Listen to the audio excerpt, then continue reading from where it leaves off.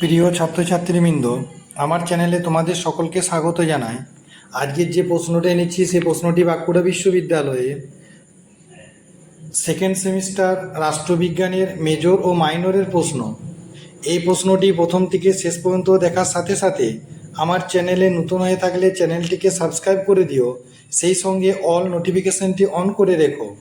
আর চ্যানেলটিকে একটু বেশি বেশি করে শেয়ার করে দিও, যাতে অন্যান্য ছেলেমেয়েরা এই প্রশ্ন উত্তরগুলো পেয়ে উপকৃত হতে পারে।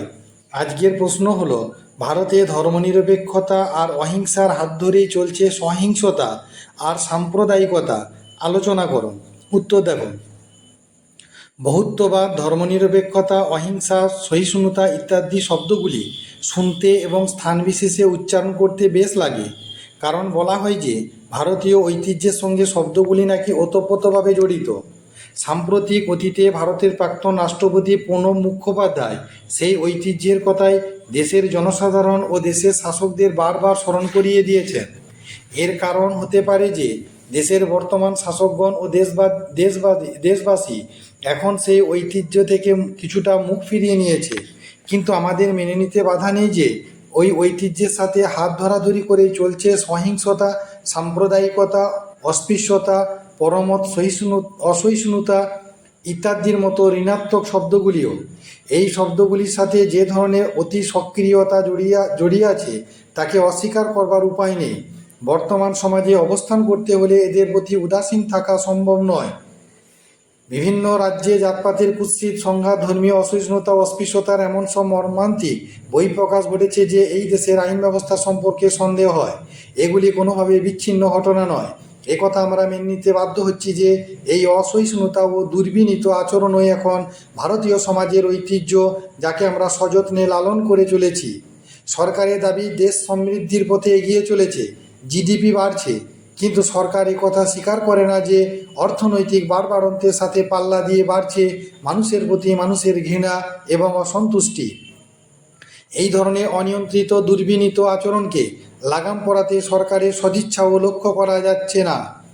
সম্প্রতি তামিলনাড়ুর শিবগঙ্গা জেলায় একটি মন্দিরের সামনে 3 দলিত যুবক কয়েকজন উচ্চবর্ণের হিন্দুদের সামনে পায়ের উপর পা তুলে বসেছিল, আর তাতেই সেই উচ্চবর্ণীয়রা নাকি প্রচণ্ড অপমানিত বোধ করে এবং সেই অপমানের জ্বালা জুড়োতে এবং দলিতদের এই দুঃসাহস দেখানোর অপরাধ এর শাস্তি দিতে তারা অস্ত্রশস্ত্র নিয়ে গ্রামে চড়াও হয়ে ওই 3 যুবককে হত্যা করে।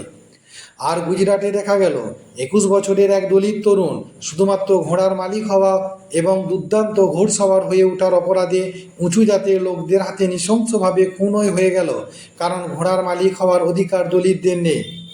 ন্যাশনাল ক্রাইম রেকর্ডস ব্যুরোর সাম্প্রতিক পরিসংখ্যান অনুযায়ী উত্তরপ্রদেশে মোট নথিভুক্ত অপরাধের মধ্যে 25.6% সংগঠিত হয়েছে দলিতদের বিরুদ্ধে, যা ছিল দেশের মধ্যে সর্বোচ্চ। এরপরে আসে বিহার এবং রাজস্থান। অসহিষ্ণুতাজনিত হিংস্রতা এখন দেশের প্রত্যেক কোণে ধাপা বসিয়েছে। ভোটের আগে রাজনৈতিক নেতা মন্ত্রীদের লাইন পড়তে দেখা যায় দলিতদের কুঁড়ের সামনে। জেগে উঠে দলিত প্রেম, কে আগে তাদের কুঁড়ে ঘরে গিয়ে পাত পাড়বেন সেই নিয়ে লেগে যায় প্রতিযোগিতা। রাতারাতি তাদের ঘরের মেঝে পাকা হয়ে যায়, তৈরি হয়ে যায় রাস্তাও। তবে নির্বাচন মিললেই দলিতদের অবস্থা যে তিমিরে ছিল সেই তিমিরেই রয়ে যায়। ভারতের বহুমাত্রিক সমাজে এই অস্পৃশ্যতার ঐতিহ্য কি এতটাই দৃঢ়মূল যে তাকে উৎখাত করা যাচ্ছে না? অবশ্য হতাশাও জাগছে এই দেখে যে তাকে জিইয়ে রাখতে ব্যক্তিগত, প্রতিষ্ঠানগত বা সামাজিক উদ্যোগেও কিছুটা ভাটা পড়ছে না। আবার প্রায়ই দেখা যাচ্ছে যে ভিন জাতে বা ভিন ধর্মে বিয়ে করলে বা বন্ধুত্ব করলে পরিবার ওই এগিয়ে এসে তাদের শাস্তি দিচ্ছে এবং পারিবারিক সম্মান বাঁচানোয় নিজেদের সন্তানকে খুন করে বসছে, যার গাল ভরা নাম অনার কিলিং।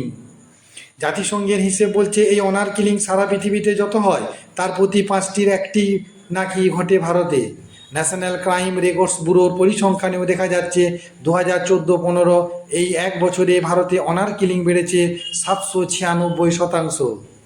আর এই সম্মান রক্ষার্থে হত্যা ঘটছে গুজরাট, উত্তরপ্রদেশ ও মধ্যপ্রদেশ, এই 3 রাজ্যে সব থেকে বেশি।